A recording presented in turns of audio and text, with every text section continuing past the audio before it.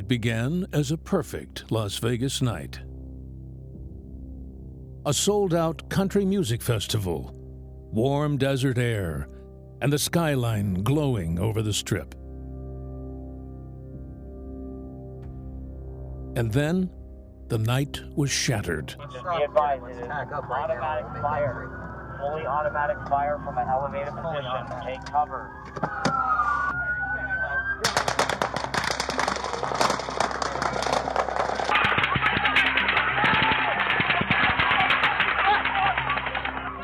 Friends scattered. Strangers pulled each other to safety. And across the city, first responders rushed toward the unknown. Susan! Get out there. Stay But how did a night of music and celebration transform into an unimaginable tragedy? Run! Run! Run! Run! Run! Go. What's your place? Get back. This is the story of October 1st, 2017. The deadliest mass shooting by a single gunman in American history. Told minute by minute.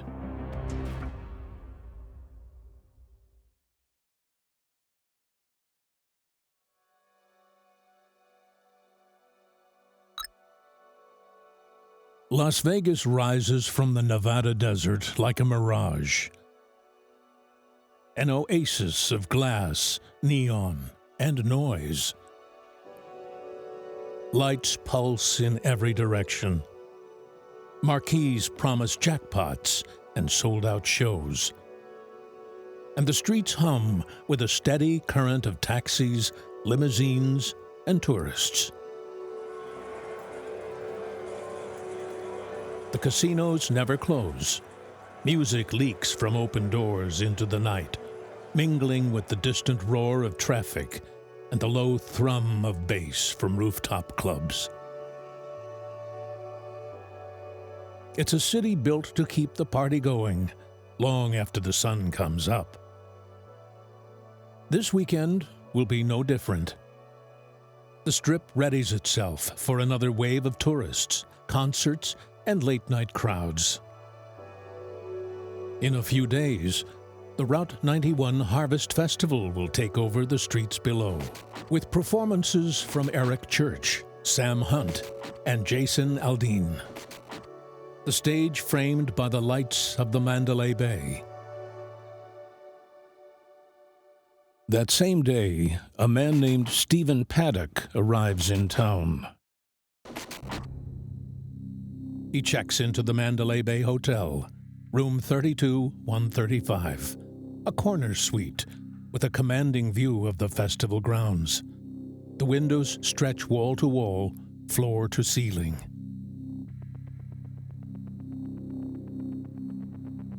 At first, he brings no luggage, just spends 2 hours between his room and a sushi restaurant downstairs. At 4:53 p.m., he drives his Chrysler Pacifica to the valet. A bellman loads 5 suitcases onto a cart. Paddock insists on staying with the bags, so the bellman takes him up via the service elevator, a request not unusual at the hotel. At 9:40 p.m., he leaves with 2 suitcases, drives an hour to Mesquite, where he lives in a retirement community, and stays overnight.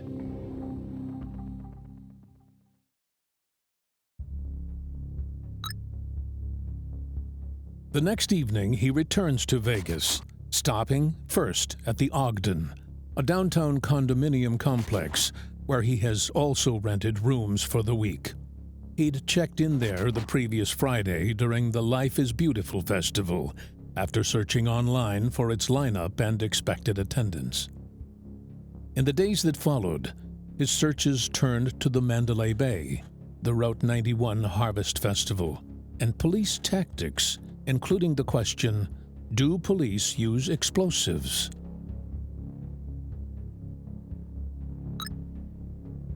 Late Tuesday night, he returns to Mandalay Bay. This time, 7 more suitcases are brought up by a different bellman, again via the service elevator. Paddock tips generously, then spends 8 hours gambling, playing high-stakes video poker, drinking comped drinks, and feeding thousands into the machines without showing emotion.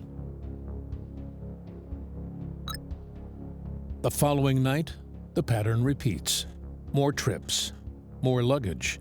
He moves with the same slow, deliberate rhythm, never hurried, never flustered, his comings and goings blending into the noise of the casino. On Thursday, he buys a .308 bolt-action rifle, then drives out toward the edge of the desert. At a shooting range, the afternoon heat shimmers off the sand. The air cracks with gunfire from nearby lanes, bursts, pauses, the ringing echo of metal on metal.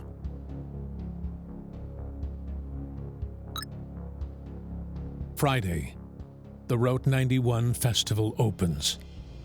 Paddock checks into the adjoining suite under his girlfriend's name, requests housekeeping leave a food service cart in place, and makes another overnight run to Mesquite. That same day, he wires $100,000 to his girlfriend in the Philippines. By Saturday, do not disturb signs hang on both suite doors. More luggage arrives, 2 smaller bags, then his final trip to Mesquite. Early Sunday morning, he returns for the last time. By 12:16 p.m., he has moved a total of 21 suitcases, 2 smaller bags, a laptop bag, and a large container into the 2 rooms.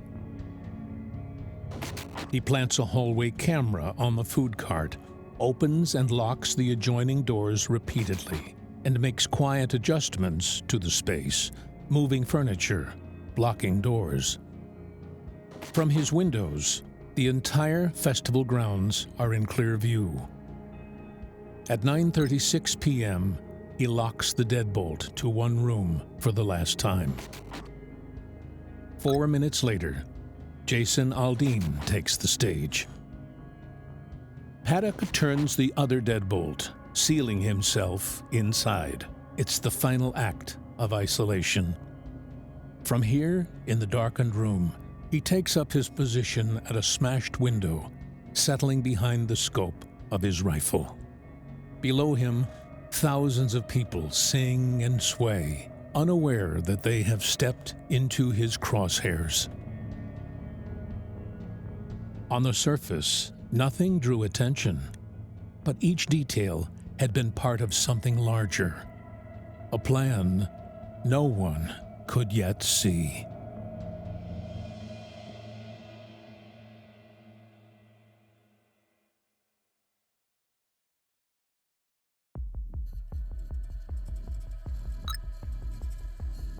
On stage, Jason Aldean plays to a sea of fans.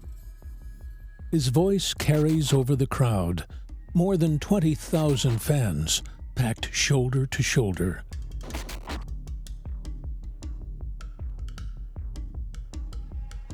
The strip glows in the distance. The air is warm, heavy, with dust and sound. Then, sharp cracks split the air. At first, confusion. Some think it's fireworks. A few laugh, glancing upward for sparks that never come. But the cracks continue. Yes, you heard I was put on to the metal on wheels. Some investigators later believe those opening shots weren't aimed at the crowd at all, but at nearby aviation fuel tanks. His bullets pierced the steel, but jet fuel doesn't explode on impact. It's too stable, too dense, and the tanks are built to withstand it. The attempt failed. On the ground, the music falters. The band plays on, But the rhythm shifts. The crowd ripples with unease. Faces turn toward the exits. A few begin drifting cautiously away. Then, 30 seconds later, everything changes.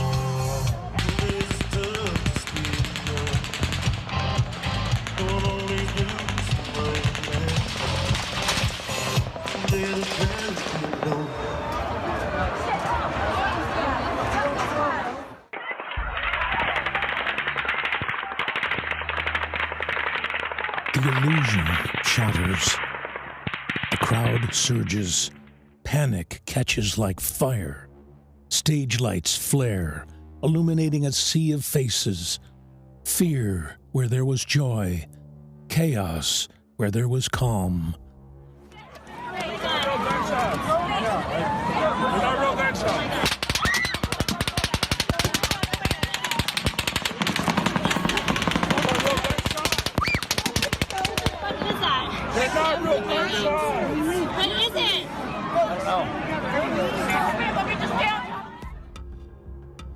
At nearly the same moment, high above inside Mandalay Bay, hotel security officer Jesus Campos reaches the sealed door to Suite 32-135. He has come to check an alarm, a routine call. He tests the handle, but the door doesn't move. It's jammed, barricaded from within. Campos pauses, frowning, then lifts his radio to report that the door is blocked. He does not know what waits on the other side. As Campos turns to leave, rounds tear through the hallway, blasting from the suite where Paddock has repositioned, swinging his fire from the broken window to the corridor. The drywall shreds around Campos. A round strikes his leg. He collapses, the force dropping him hard onto the carpet. Gritting his teeth, Campos crawls for cover.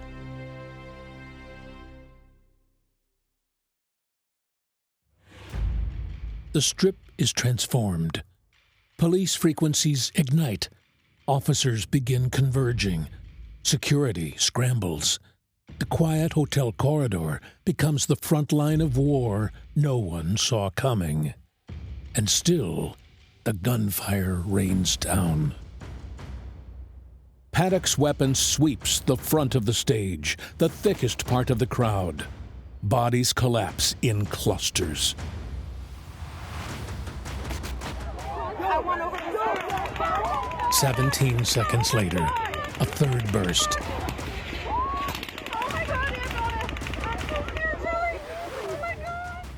20 seconds later, a fourth.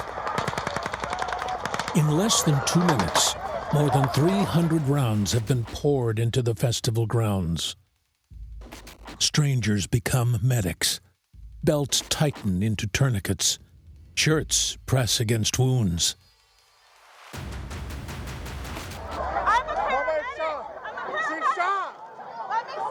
Keep coming! Keep coming!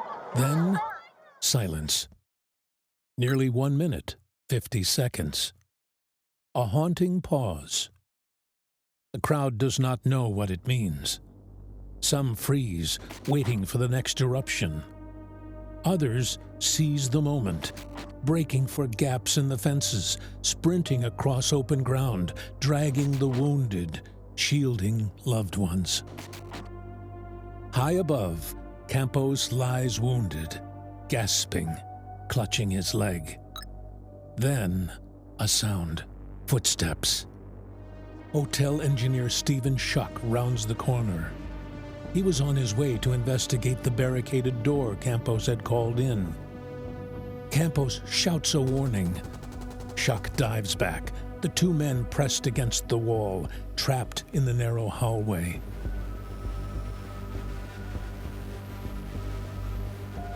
Campos and Schuck wait, unsure if the shooter knows where they are. Unsure if another burst will tear through the wall. Unsure if they will ever leave the hallway alive.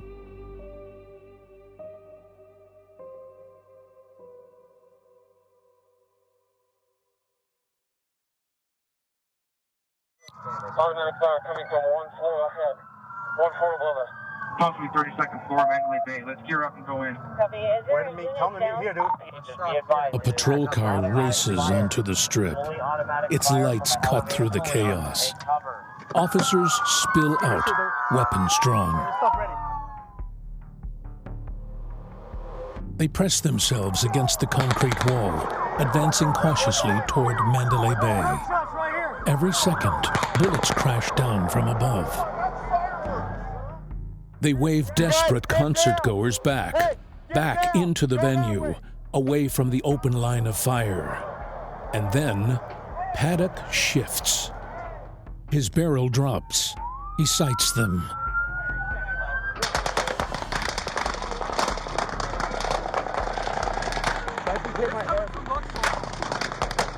Go that way, go that way, go that way.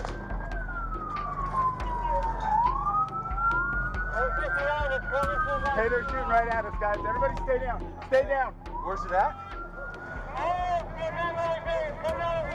North of the Mandalay Bay. It's coming out of a window. What? Take it out! Take it out! Mandalay Bay Drive, east of the boulevard. We got about 40 to 50 people. We're pinned against this wall. Break. We're taking gunfire. It's going right over our heads. There's debris coming over our heads. 6 minutes in. On stage right, the grounds are nearly empty. A sea of bodies already gone. But stage left is different. Hundreds are still trapped, crouching behind barriers, pressed flat to the dirt. God damn it. Paddock unloads his 8th burst.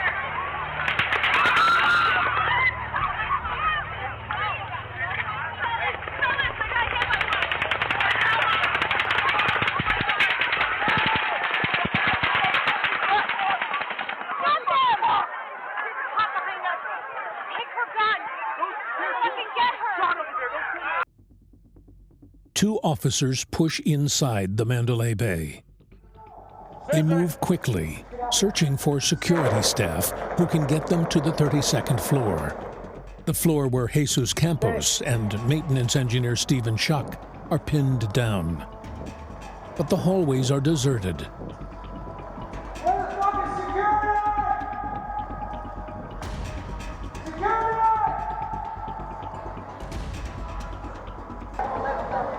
Security. I need to get into that room.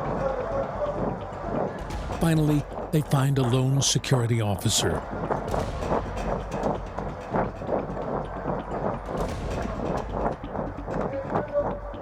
He leads them to a service elevator still in operation. It is their way up.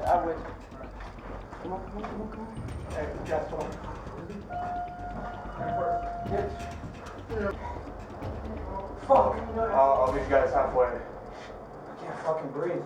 You good?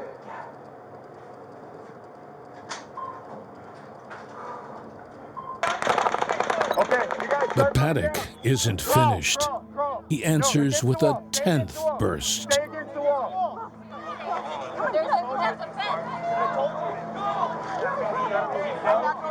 You guys, everybody stay down, stay down, stay down, stay down.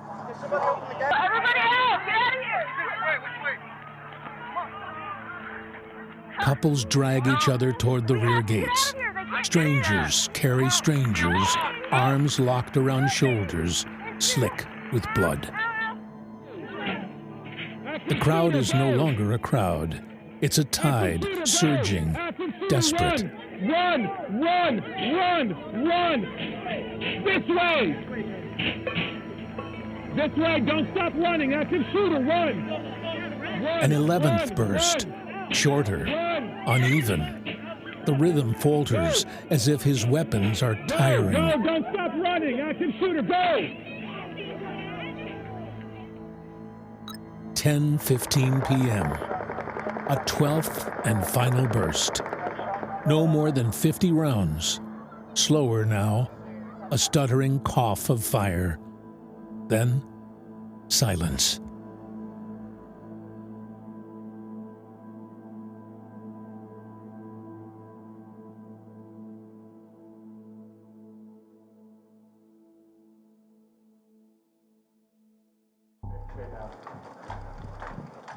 The two officers close on the 32nd floor. They sweep the hallway, eventually finding Campos and Shuck. Both are shaken, but alive. Campos, limping, grips his leg, where the bullet tore through moments earlier. Downstairs, they had to by the elevator. They're screaming. Their survival feels improbable. Two men caught at the very edge of the storm. 1, 2, 3, go. Metro, please. Get back. Reinforcements arrive. Together, they begin the long, painstaking process of clearing the floor. Some guests stumble out half asleep, confused, unaware of the chaos that had erupted only a few doors down. Grab some underwear, grab some. Police, wake up. Wake up. Every knock carries risk. Every hallway corner could conceal danger.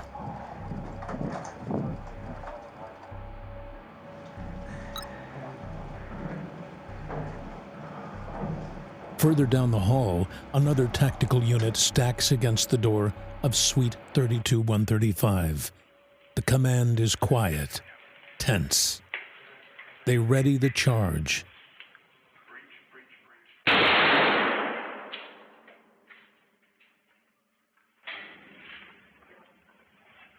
The hall falls into a hush, broken only by the rising whine of the wind through shattered glass. The sound of it is unmistakable. A low, haunting whistle, funneled through the gaping voids where Paddock had smashed the windows wide open. The door, Levi. At the door. Yep. Looks like it might be a camera of some sort. The officers notice the camera rigged to a service cart outside the door. One bends down, inspecting it closely. A chilling reminder that the gunman had prepared for their arrival. Okay, I'm gonna hold on this door, okay? The first officers breach. They move cautiously, rifles raised, anticipating the sudden burst of gunfire from within. Every step is deliberate, adrenaline pounding, their eyes scanning every shadow. Okay, cover on that. In with you, with you, with you.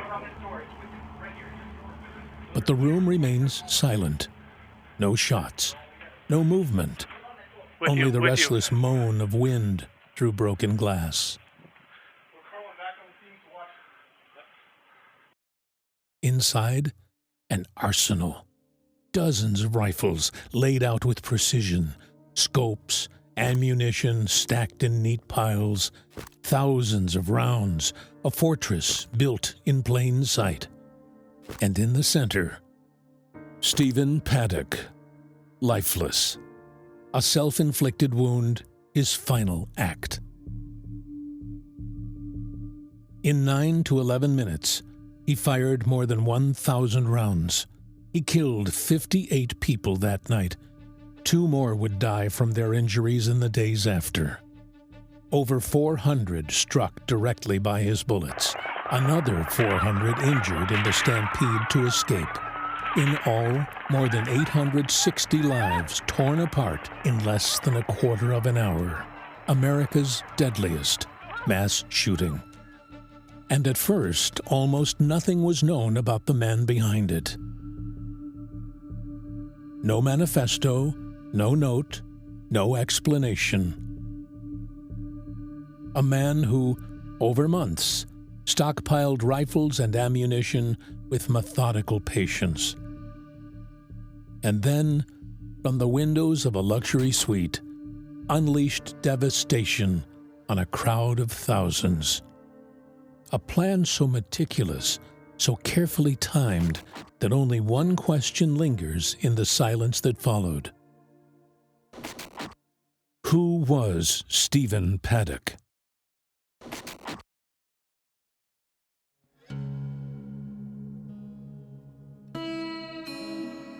1953. Stephen Craig Paddock is born in Clinton, Iowa, a small industrial city pressed against the Mississippi River. It is post-World War II America. The factories hum, trains whistle through the night. Beyond the smokestacks, farmland stretches flat and endless, broken only by silos and grain towers.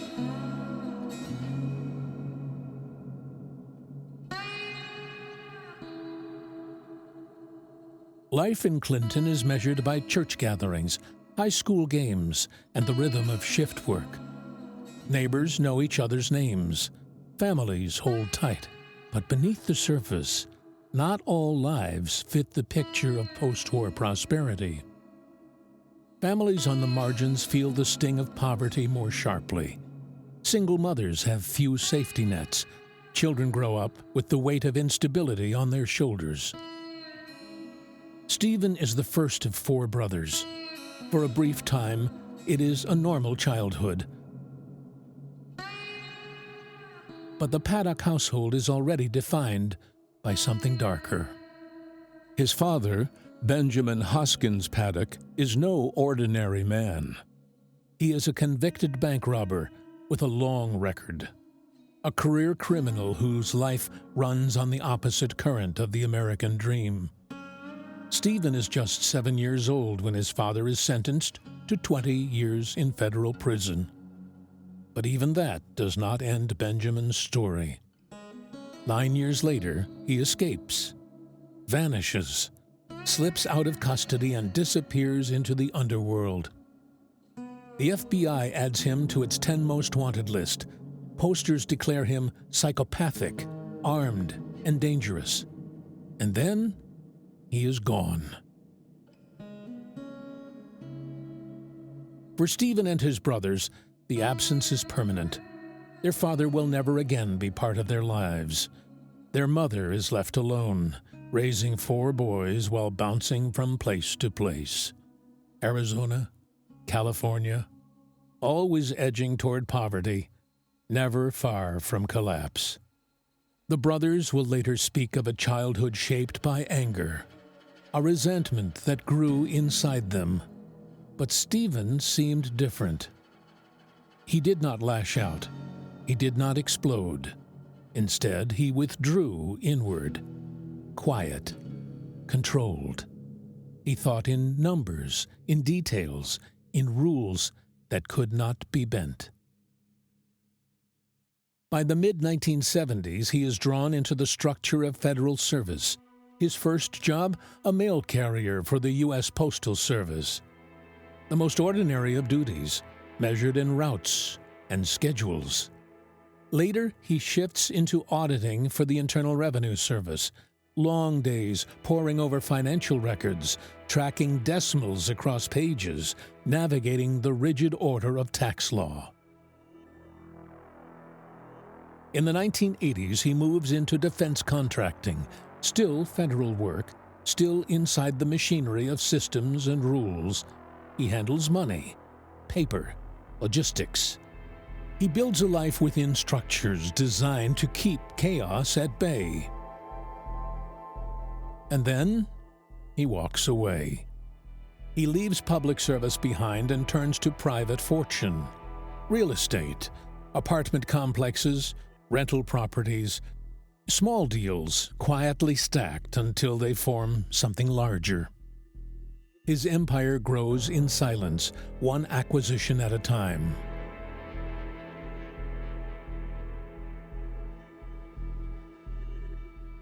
His success is patient, calculated, deliberate. And wealth brings freedom. Freedom to gamble.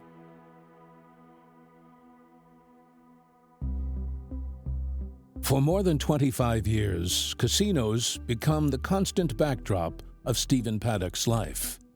Not the table games filled with banter and bravado, not the spinning glamour of roulette wheels or blackjack hands. Paddock prefers the solitary glow of video poker machines. Hour after hour, day after day, he sits alone at a terminal. The screen flickers. The numbers churn. The rhythm is hypnotic. Sometimes he ventures into high-stakes rooms where the buy-ins are thousands of dollars, and a night's swing can be the difference between a small fortune gained or lost. To Paddock, gambling is not a thrill. It is mathematics, a cold calculation of probability, odds, and endurance. The casinos notice. He becomes a familiar face. Complimentary suites, free meals, perks reserved for those who play big and play often. In the months leading up to October 1st, reports suggest Paddock hit a streak. He walked away with roughly $860,000 in winnings. For most gamblers, it would be life-changing. For Paddock, it was just another transaction.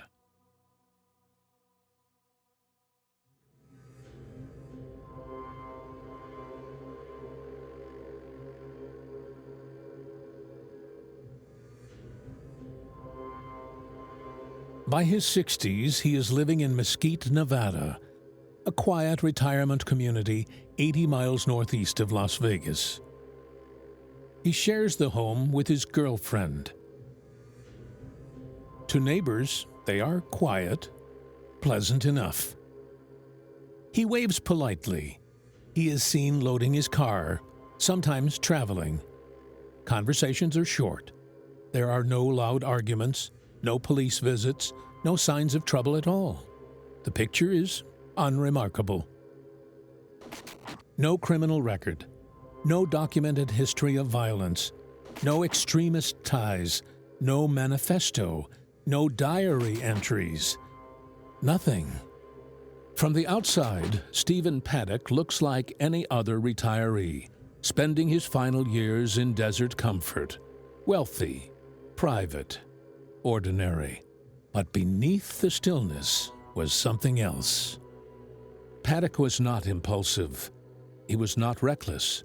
He was meticulous, methodical, capable of planning with extraordinary patience. And it was in that precision, in that silent, invisible darkness, that he began to construct something no one around him could see.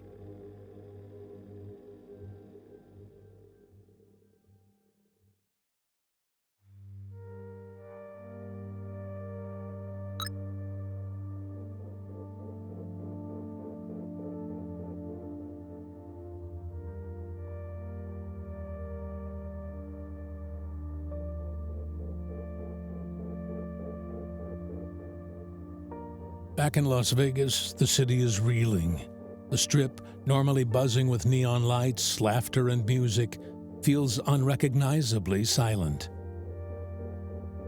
As night turns to morning, the urgent search begins for answers and for the missing.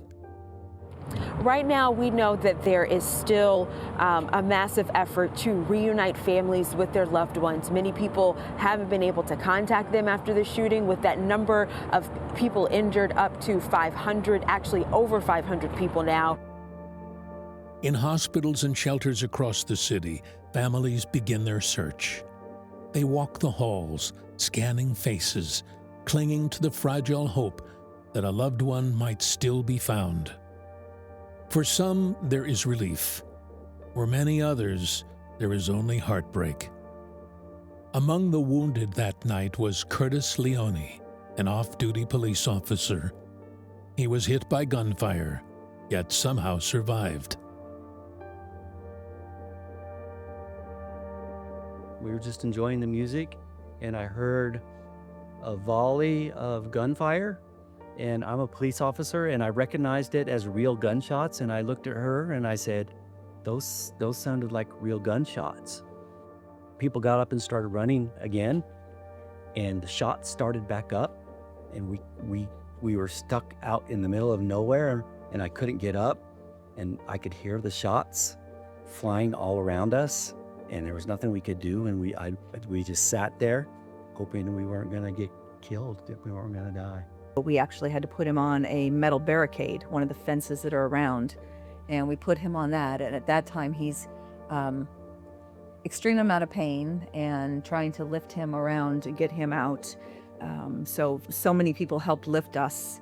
And then we ran across the area again because we had to go to the far left side to get out where there were ambulances were. And we got out there and there were no ambulances because there were so many injured people. I'm mad at that guy. I'm mad. Why would you do something like that? And just the whole situation. We're there to have a good time, and something like this happens. And you know, our lives are changed forever for no reason, and that really makes me angry. In the days that follow, the city gathers for vigils, thousands standing shoulder to shoulder, candles in hand, names read aloud into the night. A community broken, yet bound together in grief and solidarity.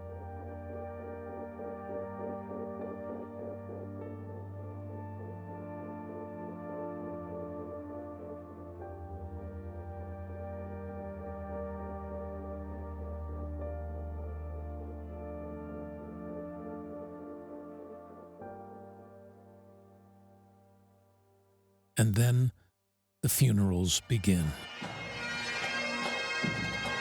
One of them for Officer Charleston Hartfield, a 34-year-old Army veteran, a youth football coach, and father of two. Hundreds gather to pay tribute. Look at the word father, soldier, police officer. You see his picture. His loss is devastating, ladies and gentlemen. This country, this community, the police department, our National Guard, we are suffering because of it.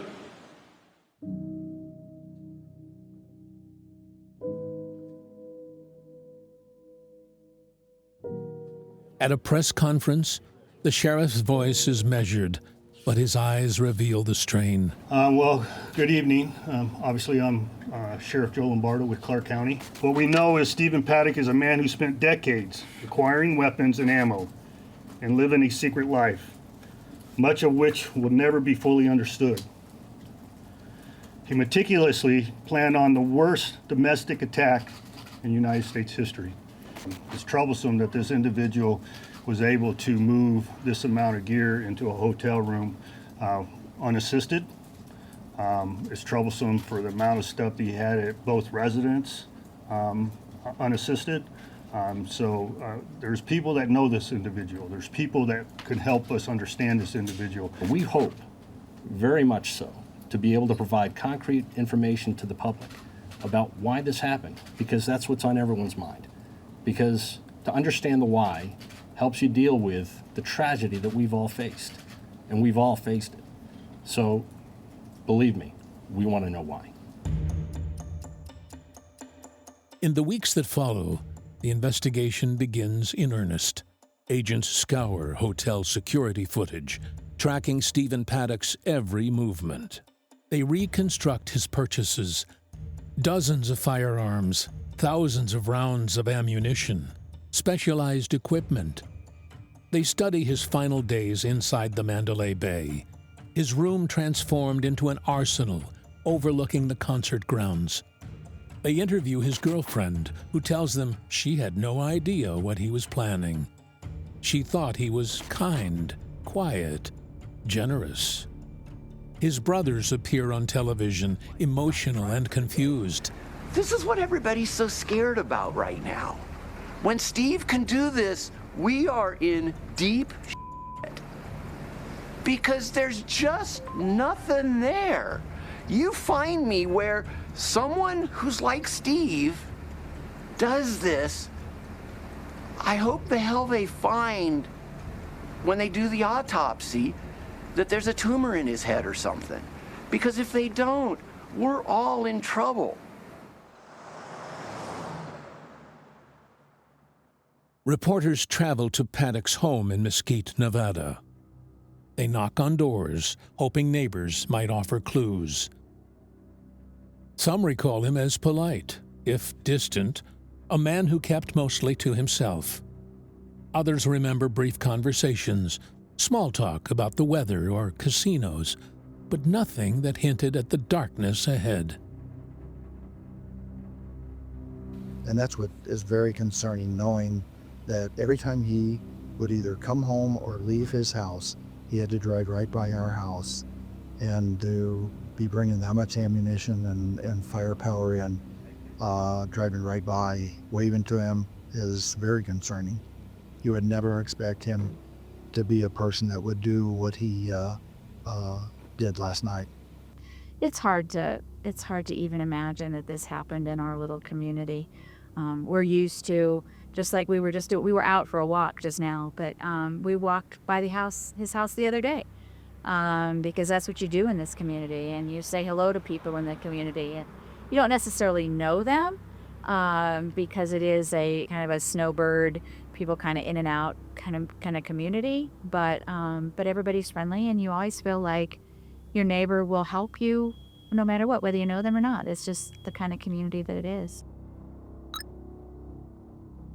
On January 18, 2018, the Las Vegas Metropolitan Police Department releases its preliminary report. It provides detail, it provides timelines, but it does not provide the answer everyone is searching for: motive. The FBI proposes one theory, that Paddock was driven by a desire for infamy, shaped by suicidal thoughts and a decline in his finances. But his family disputes this. In March 2023, newly released FBI documents add yet another layer. They suggest Paddock may have grown disillusioned with Las Vegas casinos, angry over what he saw as the mistreatment of high rollers like himself. Perhaps, they speculate, the attack was an act of vengeance. But the Las Vegas Metropolitan Police dismiss this theory, standing firm on their conclusion: the motive remains inconclusive. Some psychologists suggest something darker, that as a wealthy older man who had already lived a life of material comfort, Paddock had grown bored. The thrill he once found in high-stakes gambling was fading. The adrenaline was gone. Perhaps he sought a greater rush, one so extreme that it could only be found in the act of unimaginable violence. One comparison is especially the most dangerous game. A wealthy big game hunter, bored with killing animals, turns to a new sport. He lures shipwrecked sailors to his island, then hunts them down, believing humans to be the ultimate prey. For some, the echoes are chilling.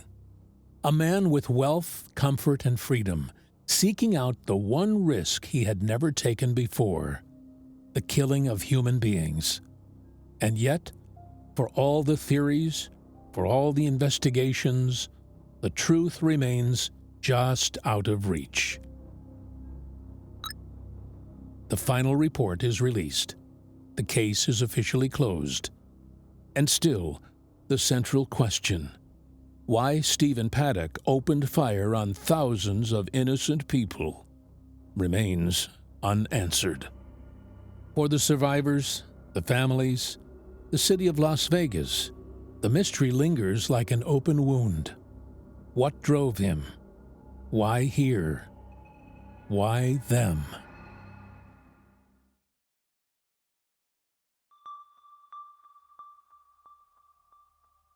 In the aftermath of the Las Vegas shooting, grief quickly turned to anger. The sheer scale of the violence, the thousands of rounds of ammunition, the calculated vantage point, the efficiency with which lives were ended, forced the nation to confront not just the tragedy itself, but how it had been made possible. Investigators revealed that Stephen Paddock had outfitted several of his AR-15 style rifles with bump stocks. These aftermarket devices, which replace a rifle's standard stock, were marketed as legal accessories. Clever engineering that skirted the line of what the law allowed. The mechanism harnesses the weapon's own recoil, bumping the trigger rapidly against the shooter's finger. The result is devastating. A semi-automatic rifle, normally limited to 1 round per trigger pull, can mimic the rate of fully automatic fire. As many as 90 rounds in just 10 seconds. From his perch in the Mandalay Bay, this meant Paddock could sweep the crowd with an unrelenting barrage, a storm of bullets so fast, so sustained, that escape was almost impossible. The revelation ignited outrage. To many, bump stocks were a glaring loophole, an end run around the spirit of federal restrictions that dated back to the 1930s, a workaround hiding in plain sight.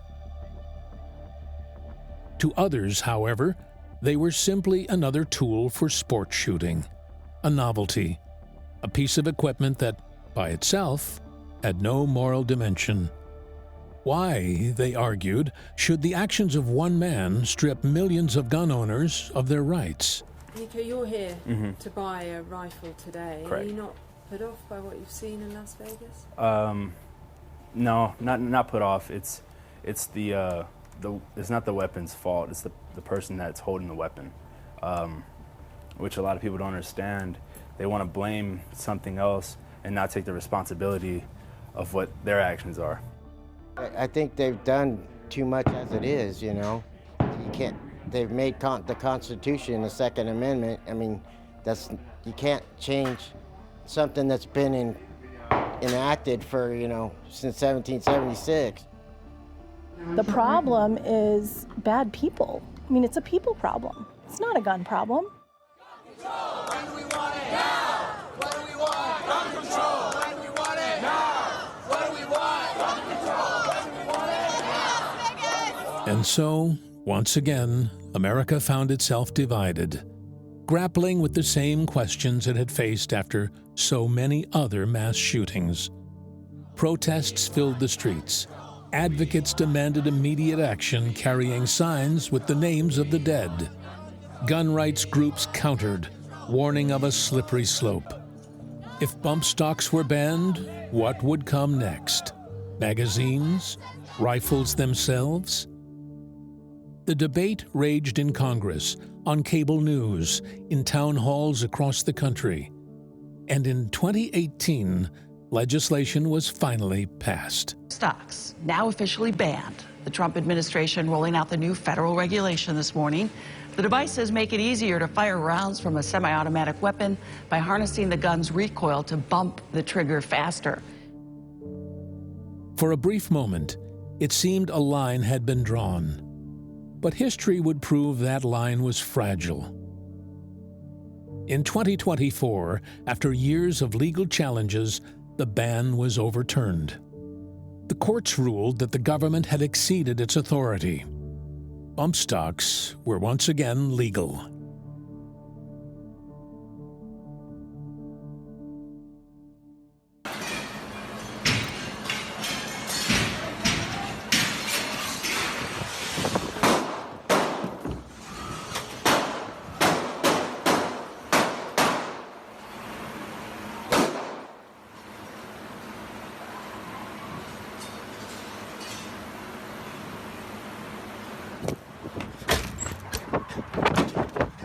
Guys, run! Go! He's coming out this door! Just over a year after Las Vegas, in November 2018, gunfire erupted inside the Borderline Bar and Grill in Thousand Oaks, California. It was college night. Hundreds of young people dancing, laughing, packed shoulder to shoulder. 12 people were killed that night. Among them was a 27-year-old man named Tel Orfanos, who had survived the Route 91 Harvest Festival in Las Vegas. He had escaped one massacre only to lose his life in another.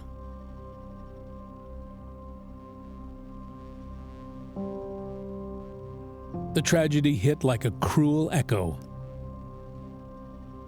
It seemed to collapse the distance between shootings, blurring them together into a continuous line of grief and outrage. A cycle that felt inescapable. As vigils turned into marches, and marches turned into more vigils, the same arguments repeated, the same wounds reopened. The same cycle played out over and over.